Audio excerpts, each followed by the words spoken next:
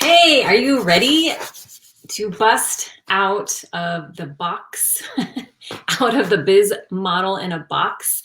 If you are in the entrepreneurial world, in the coaching world, and you're in this place where things are going pretty well, but you just feel a little bit like constricted, a little bit restricted in what you can say, and a little bit maybe bored with your marketing, and even with the types of clients you're attracting, the type of work you're doing with your clients, I'm here to guide you, to show you what you can do to bust out of the biz in a box model, because it is boring, to be honest. And you are meant to be a revolutionary. And I know sometimes that can be a little bit unnerving and maybe it makes you a little bit nervous. So I'm going to share with you how to manage that. And really what it is, I'm going to teach you how to speak with authority about what's important to you without fear of loss, because there's always some loss. And I'll explain more about what that looks like around speaking up. And how those two things, busting out of the biz in a box model and speaking your mind with authority about what's important to you, how those combined to help you create a business model and how you run your business your way, and how that leads naturally to higher level clients, which allows you to have a much bigger impact. And of course, those two combined create much, much, much more freedom and of course, enjoyment.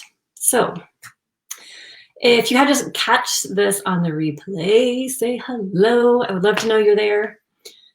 So to start, this is who this is for. This is where you're at and what you might be experiencing. I touched on it briefly, but you're just in this place in your business where it's just like, it's okay. And this is a little bit dangerous ground. In a lot of times what happens when you've been in business a while is you kind of are going, unfortunately, with the flow, going through the motions, and you kind of revert to just saying the same thing that everyone else is saying, keeping yourself a little bit restricted in what you can say and constricted in as far as what opinions you share, and really compartmentalizing yourself so that you don't feel free in your business. You don't feel free to, excuse me, to express what's really important to you.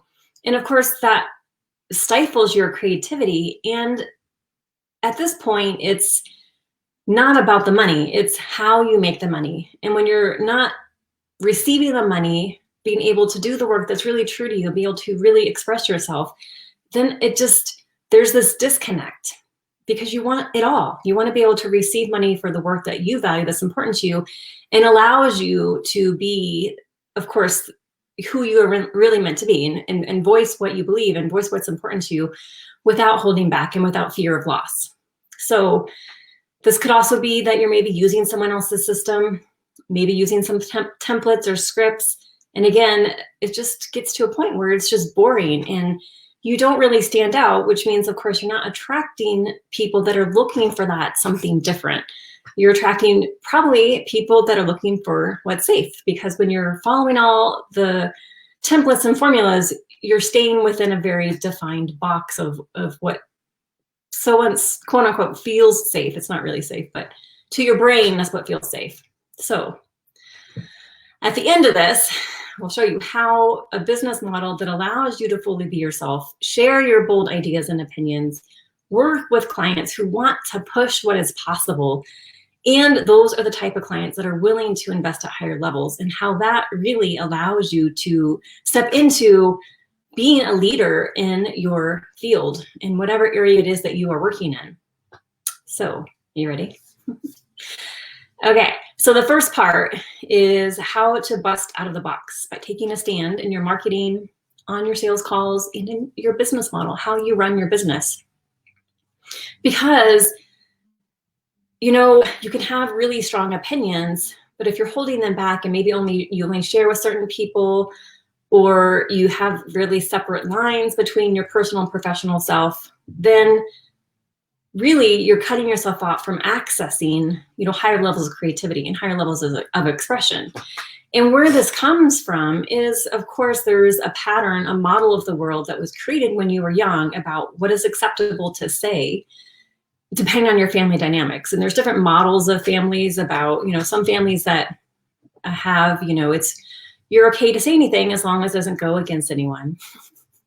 or you're only allowed to say certain things with certain people, or there are, examples of families that can say everything, but then there's not a lot of closeness. So you need both. You need to feel close and that it's safe to share what you want, and that it's okay to share what you want, that you're not going to be kicked out of the family for saying something against what someone else believes. And the other part of this is, conflict. Many families, there's levels of conflict in families, and if your family has a somewhat unhealthy or dysfunctional type of conflict, style of conflict, it can feel unsafe to say anything that might create that conflict. And so, of course, your brain as a child notices what happens, what creates conflict, how to avoid conflict if it's not safe to be in conflict. And then you pick up on that and decide either that is the style that you will take, you will copy the style of your parents, or if it was a style that was really, really, awful and abusive, you might do the opposite and decide not ever to have conflict because you saw how awful it was, and so you want to avoid it. So it's either you take it on and make it yours and repeat the cycle, whether that's a cycle of abuse or a cycle of being a bully or being a cycle of being accommodating, or you do the opposite. So maybe if you saw a model of accommodating, you didn't like it, then you became a bully, or vice versa. So all of this to say is that what's happening in your environment, of course, as a child shapes your model of the world and shapes how your brain works. So if your brain thinks it's not safe to voice your opinion, then you learn quite quickly to sort of stifle your voice and, do what it takes to not make waves. Well, obviously, we're not children anymore. And so we have the opportunity to rewire our brains, rewire our conflict styles and our communication styles, and even how we are in relationship with our family, so that we are taking, stepping up to be the leaders we're meant to be, to change that model from the past and create a new model. And so how I do this with my clients is we explore, how they perceive themselves in their business and how they perceive their work, so that we can start to do that work of uncovering where those unique gifts came from, which a lot of times is connected to that past wounding, and really grounding in that those gifts are unique to them and shape how they see the world and how they guide their clients and what's important to them. Not everyone has the same things that they want to stand and shout from the rooftop or, on stage to share. And so understanding that is unique to you. And then what I guide them to is to help them source their identity from there. And what this does is then it helps alleviate that fear around loss, around rejection, around criticism, around getting kicked out of the tribe, around disapproval, because you see that what you have to say is important. And of course, it's going to lead to some, people being upset or rejecting you or criticizing you. But that's also a tool for change. That's what wakes people up. That's what helps people start to see there is another way, that they can start to challenge their own perceptions. They can shift their perspective and see from a new lens, and can disrupt those old patterns and allow them to create new patterns. So what I do is guide my clients to equip themselves with these tools so that they know their security doesn't come from outside of them. They're not seeking approval and acceptance anymore, as is pretty common in childhood. We, have to do what we have to do to survive in our whatever environment we are raised in. And also to get away from, sort of the popularity contest mentality of, oh, if I say this, I might get a lot of likes or might get a lot of followers, but it's not really what you really believe. Getting away from that and really grounding yourself in what it is you believe and what you stand for, and how that, of course, is what draws the clients to you that want to hear something different, that want to be with someone who's taking a stand, to be guided by someone who's taking a stand. And the other thing here that I help my clients with is helping see what it is that is important to them, that they really just want to shout and share in a positive way. That how I help them see that connection to their business, so that they can say what it is that's important to them and connect that to their business, so that their clients see, oh my gosh, she's making these connections that I've never seen before. Because what we need in the coaching industry, and of course in the world, is leaders with integrity. There's such a lack of integrity, unfortunately, in the coaching industry and the entrepreneurial world.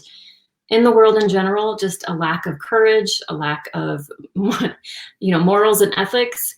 And so being that leader that takes a stand, that is courageous, that has high integrity, that doesn't promise things that don't deliver, and can, of course, back up their beliefs, which I'm going to get into next.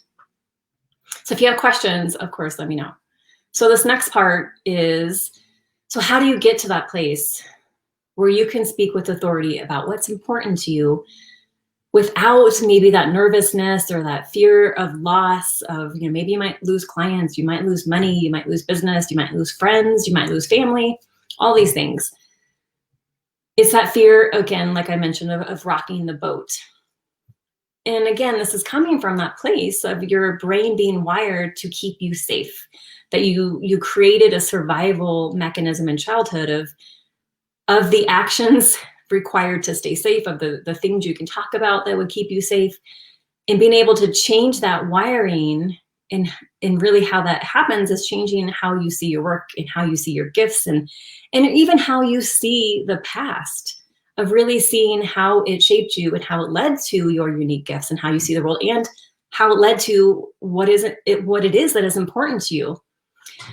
And so when you do the steps I talked about in the beginning, where I guide you to that place to really make that connection, what happens here is then I teach you how to have a conversation, share something with people who have maybe very different beliefs, or maybe people that may have completely different ideas, how you can do that without triggering them and without triggering yourself. So you end up getting into that place of fear where you end up not speaking what's really true to you. So what you do here is what's happening when there's conflict and there's triggering, there's an escalation in emotions. Again, your brain's on like high alert, like, oh, this isn't safe.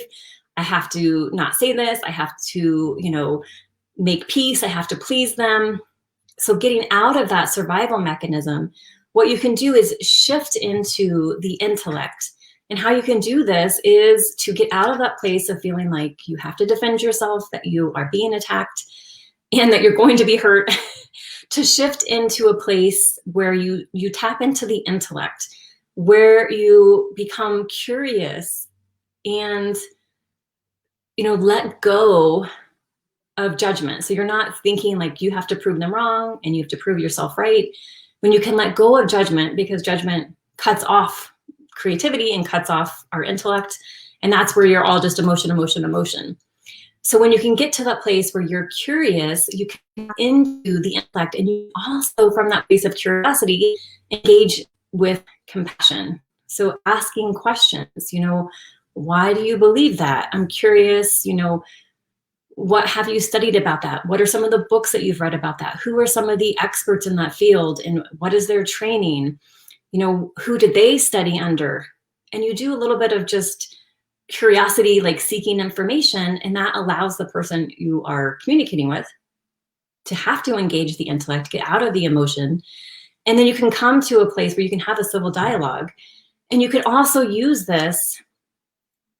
Maybe two different ways you can use this. In addition, you can also use this on yourself. So when you know that you're getting triggered, that your emotions are kind of going out of control, ask yourself, why is this so important to me?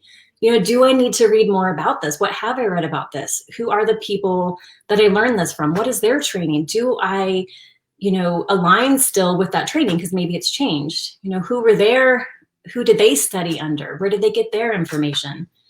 And the same thing with your past.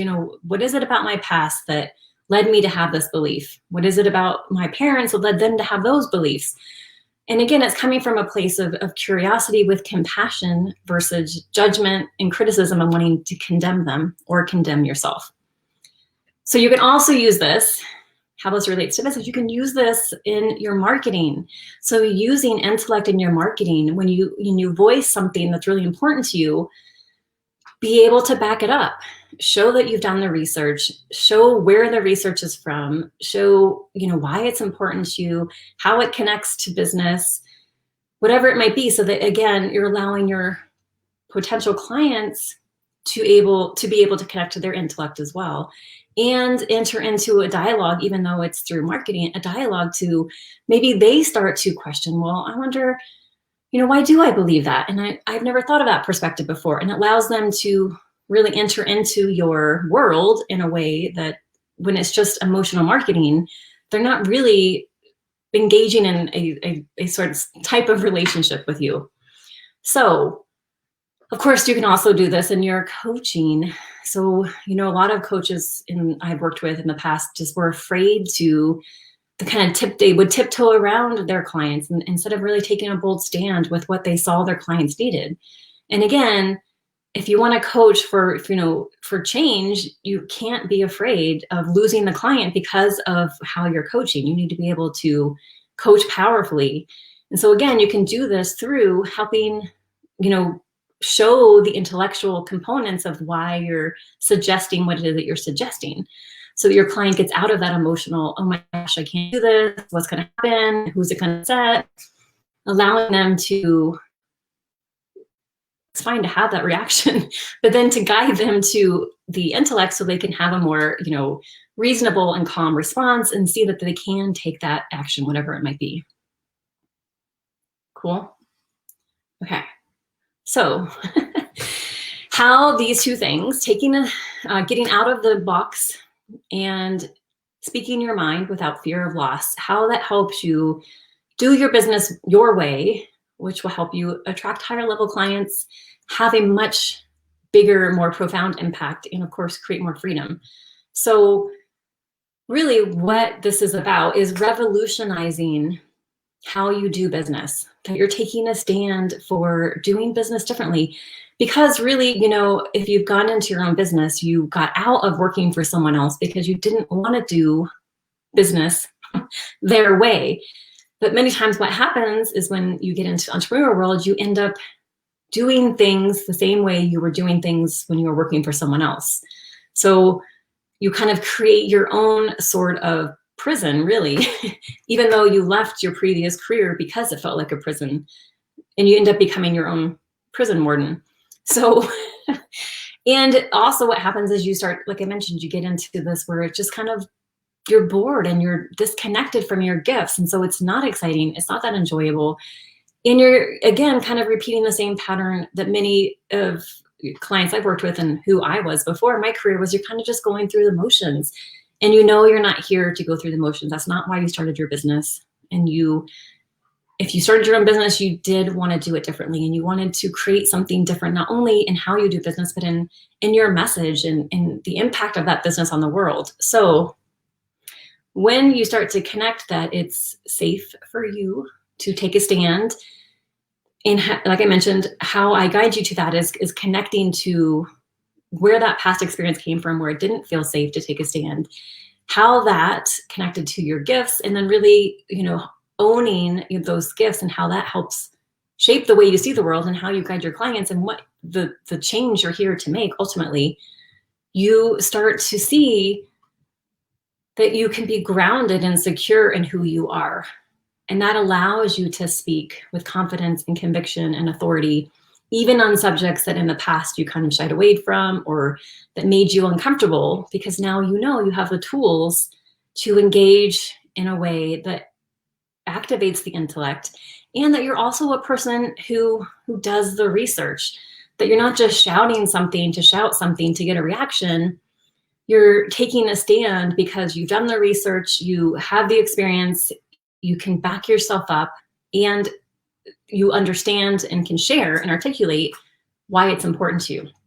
So this is possible only when you're willing to do the deep inner work and you're willing to explore within yourself through the past to uncover those unique, true gifts, not what you're good at, not what you're interested in, but what your true gifts are, and really grounding your confidence and identity from there so that you can withstand any haters, any criticism, any rejection, and use it all to profit you so that you see you can't screw it up, that you can't fail, that you'll always be able to turn it around no matter how horrible, no matter what happens, that your only option is to succeed. And of course, that's when you succeed like never before.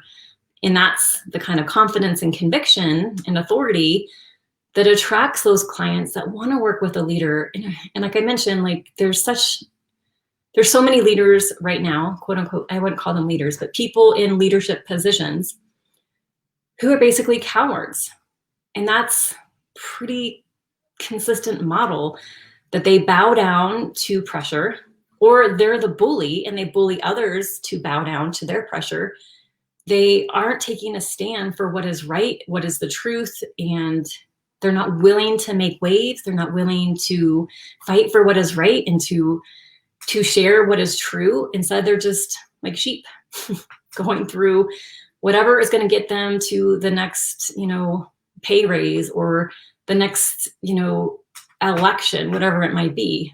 And I take a stand against that. That's not the world that we're meant to be a part of. I mean, we're meant to be in a world where there is leaders with integrity, leaders that have courage, leaders that can stand, on their own with conviction and confidence and truth, no matter what is thrown their way, and not cave to pressure, not, be bullied into saying something that isn't true or giving up their ideals. That's what I'm here to create, is leaders who are courageous, who have integrity, who are willing to do things differently, who are willing to stand on their own.